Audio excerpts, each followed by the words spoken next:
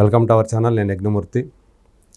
Joseph Prakash ప్రస్తుతం Telugu film and TV dancers and dance masters association దీనికి తాజాగా ఎన్నికైనటువంటి అధ్యక్షుడు.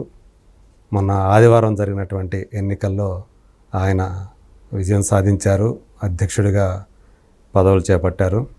సో మనందరికీ తెలుసు, యాక్చువల్గా ప్రస్తుతం ఉన్నటువంటి అంటే జానీ మాస్టర్ పదవీ కాలం యాక్చువల్గా ఇంకా టైం ఉంది, కానీ ఆయన కేసుల్లో ఇరుక్కోవటం వల్ల ఆయనను తొలగించి తాత్కాలికంగా మరొకరిని ఆపద్ధర్మంగా అధ్యక్షుడిగా నియమించారు. ఇప్పుడు అధికారికంగా ఎన్నికలు నిర్వహించడంతో సో ఆ ఎన్నికల్లో నిలబడినటువంటి జోసెఫ్ ప్రకాష్ మాస్టర్ గెలిచారు. సో ఇప్పుడు ఆయన మన ముందున్నారు. జోసెఫ్ గారి ఆయన ప్రయాణం, అలాగే ఈ ఎన్నికలు, ఈ ప్రత్యేకత ఏంటంటే ఒక విశేషం, ఆయన 5వసారి అధ్యక్షుడిగా పదవీ బాధ్యతలు చేపట్టడం ఈ అసోసియేషన్కి. సో దీని గురించి ఆయనతో మాట్లాడదాం. నమస్కారం. థ్యాంక్ యూ మూర్తి గారు. Thank you so much. So వచ్చినందుకు థ్యాంక్ యూ. ఎలా ఉందండి? అంటే ఇప్పుడు మీరు ఒక క్లిష్టమైనటువంటి సమయంలో పదవీ బాధ్యతలు చేపట్టారని నేను అనుకుంటూ ఉన్నాను. ఎందుకంటే ఒక వివాదం నడిచింది ఈ ఎన్నికలకు ముందు. సో ఇప్పుడు యాక్చువల్గా ఈ ఎన్నికలకు సంబంధించి కూడా అంటే నేను చూశాను, జానీ మాస్టర్ రిలీజ్ చేసినటువంటి వీడియో. సో నేను అంటే కొన్ని అయితే స్పెక్యులేషన్స్ వచ్చినాయి బయట, అది మనం ఒప్పుకోవాలి. ఎందుకంటే ఆయన అసలు యూనియన్ నుంచి శాశ్వతంగా తొలగించారంటూ ఎందుకు వచ్చినాయో తెలియదు, మెయిన్ స్ట్రీమ్లో కూడా వచ్చేసింది అట్లా. తర్వాత నేను కనుక్కుంటే అట్లాంటిది ఏమీ లేదని కూడా చెప్పాను, నేను అప్పుడే కనుక్కున్నాను, చెప్పారు. అయితే ఇప్పుడు ఆయన రిలీజ్ చేసిన దాంట్లో అది ఆ విషయం చెప్తూ ఇప్పుడు ఏవైతే ఎన్నికలు జరిగినాయో దానికి సంబంధించి నేను లీగల్గా ఎదుర్కోబోతున్నాను అని చెప్పేసి అన్నారు. అంటే ఏమిటి ఆయన లీగల్గా ఎదుర్కోబోతున్నానని చెప్పటంలో, అంటే ఇది లీగల్ కాదా, అంటే ఆయనకి ఇంకా ఏదన్నా దీనికి సంబంధించినటువంటి అధికారాలు ఏమన్నా ఉన్నాయా, ఏంటి ఆయన అంటే దీనికి సంబంధించి ఆయన లీగల్గా ఎదుర్కొంటాను అంటాం వెనక ఉన్నటువంటి ఉద్దేశం ఏమై ఉంటుంది మీరు అనుకుంటున్నారు? అంటే ఫస్ట్ మీరు క్లిష్ట పరిస్థితుల్లో వచ్చారన్నారు. నేను ఇప్పటివరకు ఎన్నిసార్లు పదవిలోకి వచ్చినా కూడా రన్నింగ్ కండిషన్లో ఉంటే యూనియన్కి ఎప్పుడు రాలేదండి. ఓకే. నేను క్లిష్ట పరిస్థితులు ఉండి అసోసియేషన్ ఛాలెంజెస్ ఉన్నప్పుడే వస్తా, దాన్ని సెటరేట్ చేసి మంచి పొజిషన్లో పెట్టి వెళ్ళిపోతున్నా. ప్రతిసారి మళ్ళీ దాన్ని సో అలాంటి మీరు ప్రతిసారి నేను ఎప్పుడు 2 సార్లు వేయలేదు కంటిన్యూగా. అంటే నేను పదవిలో ఉంటే ప్రతిసారి దిగిపోవడమే, కొత్త వాళ్ళకి అవకాశం ఇచ్చి నేను దిగిపోయేవాడిని. కంటిన్యూగా గ్యాప్ ఇచ్చే పోటీ చేస్తున్నా. సో అట్లా ఇప్పుడు కూడా చేయగలిగే కెపాసిటీ ఉందని మా సభ్యులందరికీ తెలుసు, కాబట్టే నన్ను ఎన్నుకున్నారు. అంటే ఈ టైంలో జోసెఫ్ మాస్టర్ ఉంటేనే, ప్రకాష్ మాస్టర్ ఉంటేనే ఉంటుందని నా అభిప్రాయం కూడా, వాళ్ళ అభిప్రాయం కూడా అదే అండి. ఖచ్చితంగా అంటే ఇదేమి రాకెట్ సైన్స్ ఏం లేదు కానీ మా కుటుంబమే ఇది. అవును. సో మేము వేరే కుటుంబంలో వస్తాయి తెలుసు కాబట్టి, బాగా చాలా సీనియర్గా ఉన్నా కాబట్టి దాన్ని ఇప్పుడున్న పరిస్థితికి నేను ఉంటే బాగుంటుంది అని అనిపించింది. నాకు కూడా ఇలాంటి పరిస్థితుల్లో నేను లేకపోతే మంచిది కాదని అందుకనే వచ్చాను నేను. ఓకే, ఆ బాధ్యత తీసుకోవాలని చెప్పి ఖచ్చితంగా బాధ్యత తీసుకున్నా. మళ్ళీ దాన్ని రన్నింగ్లో పెట్టే బాధ్యత కూడా నాదే ఖచ్చితంగా. అదే ఇప్పుడు మళ్ళీ అంటే జానీ మాస్టర్ అన్న మాటలు వెనక ఉన్నటువంటి ఏ విషయం అంటే లీగల్గా లీగల్ అండి. ఇప్పుడు జానీ మాస్టర్ ఏదైతే ప్రాసెస్లో ఎలక్షన్స్లో పోటీ చేసి గెలిచాడో సేమ్ ప్రాసెస్ అండి.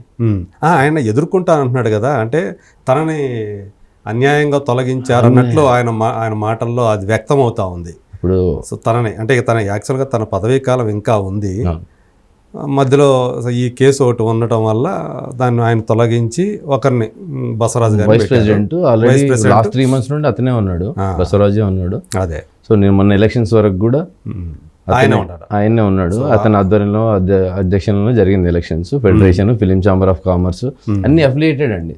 అవన్నీ లేకుండా మేము వ్యవస్థనే లేదు కదా. అంటే ఇప్పుడు ఆయన్ని అధ్యక్షుడిగా ఎన్నిక కాకుండా అదేమన్నా ఉందా? అంటే అంటే నాకు రిపోర్ట్ ఏదైతే ఉందో ఛాంబర్ రిపోర్టు, దాని డీటెయిల్స్ తెలియదండి. కానీ ఒక్కటి అయితే పదవిలో ఉండకూడదు అనేది మాత్రం ఒకటే అంశం తెలుసు. ఆ అంశం మీదనే జనరల్ బాడీ జరిగింది ఒక 2 weeks బ్యాక్. ఆ 2 weeks బ్యాక్ జరిగిన దాంట్లోనే ప్రాపర్ 15 days నోటిఫికేషన్తో వెళ్ళాము. ఎలక్షన్స్ నోటిఫికేషన్ వచ్చింది, నామినేషన్స్ వేసాము, ప్రాపర్గానే ఎలక్షన్ జరిగింది, ప్రాపర్గానే అధ్యక్షుడు అయ్యారు. సో ఆయన ఇప్పుడు ఏ పదవిలో ఉండటానికి వీల్లేదు కాబట్టి ఆయన ఎన్నికల్లో నిలబడటానికి అనర్హుడు అన్నట్టుగా మీరు తీర్మానం చేశారు. ప్రస్తుతం ఎలక్షన్స్కి పోటీ చేయొద్దు అనేది ఉంది, సిఫార్సు ఉంది, దాన్ని బట్టి జరిగిందండి ఎలక్షన్స్. ఓకే, మరి ఇప్పుడు ఆయన ఎన్నికలకు సంబంధించి నేను లీగల్గా ఫైట్ చేస్తానన్నాడు కదా, అంటే ఏం ఉండొచ్చు ఆయన లీగల్గా ఫైట్ చేయడానికి? నాకు నిన్న తెలిసింది ఇట్లా లీగల్కి వెళ్తున్నానని. లీగల్కి వెళ్ళొద్దు అనే అధికారం మనకైతే లేదు ఖచ్చితంగా. అదే అతను అంటే ఒకవేళ లీగల్కి వెళ్తే ఎలా వెళ్ళే అవకాశాలు ఉన్నాయి? అంటే నన్ను అన్యాయంగా తప్పించారని చెప్పే అవకాశాలు ఉంటాయా? లేకపోతే అంటే అధ్యక్షుడిగా యాక్చువల్గా నాకు ఇంకా పదవీ కాలం ఉంది, ఒకవేళ ఇప్పుడు ఈ ఫిర్యాదు నేపథ్యంలో నన్ను తొలగించారు కాబట్టి ఒకవేళ ఎన్నికలు జరపాలంటే ఆ ఎన్నికల్లో అధ్యక్షుడిగా పోటీ చేయడానికి నాకు కూడా అవకాశం కల్పించాల్సిందని ఏమన్నా అట్టా? తెలియదండి, దాని డీటెయిల్స్ తెలియదు. కోర్టుకి వెళ్ళిన సంగతి తెలిసింది అంతేగాని ఏ ఆస్పెక్ట్లో వెళ్ళాడు అనేది కూడా తెలియదు నాకు. దీని మీద ఆల్రెడీ కోర్టు కూడా వెళ్ళినట్టు తెలిసింది నాకు. సో ఏ ఆస్పెక్ట్ మీద వెళ్ళాడు ఏంటని తెలియదు నాకు. అంటే ఛాంబర్ వాళ్ళు ఇచ్చారా మీకు? ఆయన ఛాంబర్ రికమెండేషన్ మీదనే film federation general body conduct చేశారు. ఈసారికి అతను ఉండొద్దు పదవిలో ప్రస్తుతం ఉన్న దీని మీద, దాని మీదనే ఎలక్షన్స్ పెట్టారు. ఓకే, సో అది నామినేటెడా ఎలక్షన్స్ అని డిసైడ్ చేయమన్నారు. అందరు ఎలక్షన్స్కే ప్రిఫరెన్స్ ఇచ్చారు. ఎలక్షన్స్కి వెళ్ళి ప్రాపర్గా జానీ మాస్టర్ ఏ విధంగా ఎలక్షన్స్లో ఎవరు పెట్టారు, ఇప్పుడు ఫెడరేషన్ పెడితేనే కదా ఆయన కూడా నోటిఫికేషన్ ఇచ్చింది. సో అదే పద్ధతిలో నేను కూడా ప్రెసిడెంట్ అయ్యాను. ఓకే, సో మీ ఇద్దరు మీరు రమేష్ మాస్టర్ నిల్చున్నాం, ఇద్దరు నిల్చున్నాం అండి. మొత్తం 311 మంది పాల్గొన్నారు ఓటింగ్లో. నాకు 257 మంది ఓట్లు వేశారు యూనియన్లో. ఇదే మీరు అన్నట్టు అంటే ఎన్నికలు కాకుండా యునానిమస్గా నిలబెట్టే అవకాశం అక్కడ కలగలేదా? ఆయన పోటీ చర్చ జరిగిందండి, కానీ కొంతమందికి ఇష్టం లేదు యునానిమస్గా అని. నాకు ఇప్పుడు రిజల్ట్స్ వచ్చిన తర్వాత ఇదే బెటర్ ఏమో అనిపిస్తుంది. ఓకే, ఎందుకంటే అంటే నాకు ఒక ఘన విజయం సాధించామన్నట్టు ఎక్కువ మంది సపోర్ట్ ఉంది. సపోర్ట్ మెంబర్స్ ఆలోచన విధానం ఎలా ఉందని కూడా ఒక క్లారిటీ ఉంది కదండి. అవును, వెరీ క్లియర్గా ఉంది. మా యూనియన్ ఫ్యామిలీ, మా ఫ్యామిలీ అంతా ఒకటే తాటి మీద ఉన్నామన్న క్లారిటీ వచ్చేసింది. అంటే ఏంటి ప్రకాష్ మాస్టర్ ట్రబుల్ షూటర్ అనే అందరికి నమ్మకమా? ట్రబుల్స్ లో రిపోర్ట్ కార్డు ఉంటుంది కదా, ప్రతి ఒక్కరికి రిపోర్ట్ కార్డు ఉంటుంది. మూర్తి గారు మాట్లాడుతున్నారంటే ప్రీవియస్ రికార్డ్ ఒకటి ఉంటుంది కదా, మూర్తి గారు ఇలా ఉంటారు, అట్లనే నాకు ఒకటి ఉంటుంది కదండి. ఓకే, ఖచ్చితంగా మంచి చేసాం కాబట్టి ఎన్నుకున్నారు, ఇంకా దానికంటే మంచి చేస్తాం ఈసారి ఖచ్చితంగా. అంటే మీరు సీనియర్ కదా, ఇప్పుడు జరిగినటువంటి ఏవైతే ఈ పరిణామాలు కొద్ది నెలలుగా జరుగుతున్నాయో అవి ఒక అంటే అవాంఛనీయమైనటువంటి పరిణామాలని చెప్పుకుంటూ ఉంటాం. ఇలా జరగకుండా ఉంటే బాగుంటుంది అని. ఖచ్చితంగా జరిగి ఉండకూడదండి. సో ఎందుకంటే జరిగింది, ఇద్దరు కూడా ఒకే రంగానికి సంబంధించిన వాళ్ళు, ఇద్దరు కూడా కొరియోగ్రాఫర్స్. సో అలాంటిది అంటే ఒక జానీ మాస్టర్ ఇష్యూ తర్వాత యూనియన్లో కూడా కొంచెం స్ప్లిట్ అయ్యారు. ఇది ఇండివిజువల్ వ్యవస్థ కాదండి. స్ప్లిట్ అంటే నేను అనేది ఏంటంటే విడిపోవటం అంటే అక్కడ అట్లా కాదు, రెండు వర్గాలుగా మారటం అంటా నేను. అంటే ఒకరికి జానీ మాస్టర్ని సపోర్ట్ చేసే వర్గం. అంటే నేను చూశాను చాలామంది కొరియోగ్రాఫర్లు, డాన్సర్లు జానీ మాస్టర్కి అనుకూలంగా మాట్లాడుతూ రావటం మనం చూసాము. అట్లాగే కొద్దిమంది ఆయనకు వ్యతిరేకంగా ఉండేవాళ్ళని కూడా చూసాము. సో ఇలాంటి నేపథ్యంలో ఒక సీనియర్ కొరియోగ్రాఫర్లుగా మీరంతా ఉన్నారు, చాలామంది ఉన్నారు కదా, మీరు ఈ సమస్యను పరిష్కరించడానికి ఏమన్నా కృషి ఏమైనా చేశారు అంతకుముందు? లేదండి, అంటే ఇప్పుడు వాస్తవానికి జరిగినది వెరీ అన్ఫార్చునేట్. అది అంటే మా వ్యవస్థలో ఫస్ట్ టైం అలాంటిది ఒక కంప్లైంట్ రావడం కానీ ఇంత ఇష్యూ జరగడం చాలా బాధ అనిపించింది. వెరీ ఫస్ట్ టైం అంటే అది ఒక డిజిగ్నేషన్ మొత్తం అందరు డాన్స్ ఫెటర్నిటీ మీద ఆ ఎఫెక్ట్ కనిపిస్తుంది క్లియర్గా. వెరీ బాధ అనిపిస్తుంది, కానీ మన చేతిలో లేని అంశం అండి అది. ప్రస్తుతం ఇప్పుడు అది లీగల్గా ఉంది కాబట్టి దాని గురించి నేను ఎక్కువ మాట్లాడాను. కానీ డాన్స్ యూనియన్లో గ్రూపులు ఉన్నదని లేదండి. ఇప్పుడు ఇన్ని సంవత్సరాలుగా ఉన్నప్పుడు ప్రతి మనిషికి ఒక 10 మంది సపోర్ట్గా ఉంటారు, ఏది జరిగినా జరగకపోయినా. దానివల్ల 2 గ్రూపులు 3 గ్రూపులు అనేది అది అవాస్తవం అండి. మా అంతా ఒక ఫ్యామిలీగా ఉన్నాం, డాన్సర్స్ డాన్స్ మాస్టర్స్ 33 సంవత్సరాల నుండి కలిసే ఉన్నాం, ఇంకా ముందు కలిసే ఉంటాం. అండి అలాంటి డౌట్ లేదు, గ్రూప్స్ అయితే లేవండి. అంటే ఇప్పుడు జానీ మాస్టర్ మామూలుగా ఆయన వర్క్ చేసుకోవడానికి ఆయన చేసుకోవచ్చు, హ్యాపీగా చేసుకోవచ్చు. ఎందుకంటే ఆయన బెయిల్ మీద బయటకు వచ్చారు, రెగ్యులర్ బెయిల్ మీద బయటకు వచ్చి ఉన్నారు. సో ఆల్రెడీ చేస్తున్నానని కూడా చెప్పారు ఆయన తన.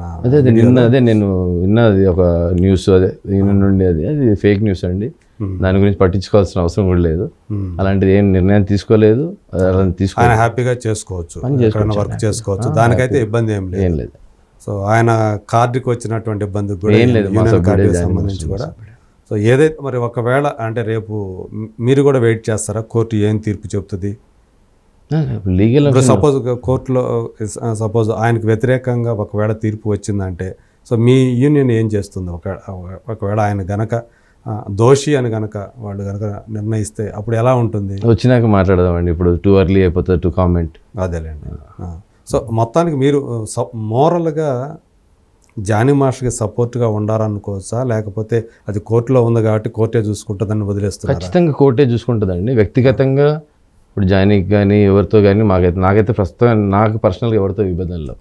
జానీ నాకు బాగా క్లోజ్, చాలా వ్యక్తిగతంగా కూడా ఫ్యామిలీతో కూడా ఒక ఫ్యామిలీ ఫ్రెండ్ లాగానే ఉన్నాడు నాకు ఇన్ని రోజులు. నా తమ్ముడు ఫ్రాంక్గా చెప్పాలంటే ఫ్యామిలీ కంటే నాకు చిన్నోడు, నాతో ఉన్నాడు, చాలా క్లోజ్. సో అది జరగకుంటే బాగుండేది అని ఉంది, జరిగినందుకు బాధ ఉంది. ఏం జరిగింది ఏందనేది మన చేతిలో లేని అంశం కాబట్టి అది కోర్టు పరిధిలో ఉంది, దాని గురించి ఎక్కువ మాట్లాడితే మంచిది కాదు నాకు. అదే అంటే ఒక బాధ అంటే ఒక జరిగి ఉండకుంటే బాగుండేది ఇదంతా అనేది. నేషనల్ లెవెల్లో కూడా పేరు తెచ్చుకున్నా. నేను వెళ్ళానండి, నేషనల్ అవార్డు వచ్చినప్పుడు కంగ్రాచులేట్ చేశాను, ఆ మీట్లో ఉన్నా నేను కూడా.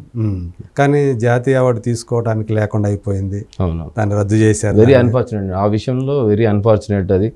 అంటే ఒక అంత పెద్ద అచీవ్మెంట్ వస్తూ కళ్ళ ముందుకు వచ్చి అంటే ఏమంటారు ఫస్ట్ టైం చేతి వరకు రాలేదంటారు కదా, అది ఆ ఫీలింగ్ అందరికి ఉంది, ఆ బాధ ఉంది. అదే ఆ కొరియోగ్రాఫర్స్ కూడా ఆ రోజు ప్రెస్ మీట్ పెట్టింది ఆ ఒక్క అంశం మీద, లీగల్ అంశం మీద కాదు పెట్టింది, దానికోసమే పెట్టారు.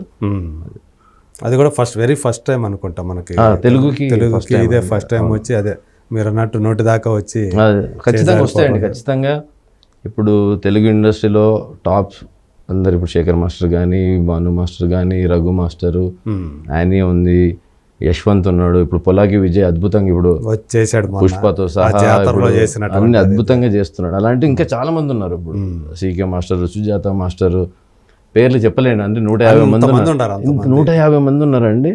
రాబోయే వచ్చే జనరేషన్ నెక్స్ట్ 10 ఏళ్ళు తెలుగు డాన్స్ మాస్టర్స్ డే, అందులో ఎలాంటి సందేహమే లేదు, దున్నేస్తారు అందులో డౌటే లేదు. అదే అంటే మన సినిమాలు పాన్ ఇండియా లెవెల్లో వెళ్తున్నాయి అంటే కాబట్టి వీళ్ళందరూ కూడా ఆ ఎక్స్పోజర్ టాలెంట్ ఉందండి అందరు కొరియోగ్రాఫర్స్ లో ఆ టాలెంట్ ఉంది. అవకాశం కొందరికి తొందరగా వస్తుంది, కొందరికి లేట్గా వస్తుంది, ఖచ్చితంగా వస్తుంది. అసోసియేషన్ నుండి కూడా ఆ రావడానికి ఏమైతే ఆ చిన్న కనెక్షనే కదండి, ఆ బ్రిడ్జ్ కనెక్షన్, అది ఖచ్చితంగా అసోసియేషన్ నుండి కూడా ఉంటుంది. మీరు చూస్తారు కూడా, అది ఖచ్చితంగా నెక్స్ట్ 10 years తెలుగు కొరియోగ్రాఫర్స్, దాంట్లో ఎలాంటి డౌట్ లేదు. భవిష్యత్ అంతా తెలుగు వాళ్ళదే అంట. నెక్స్ట్ 10 ఏళ్ళు అయితే మా కొరియోగ్రాఫర్స్, తర్వాత సంగతి తర్వాత చూద్దాం.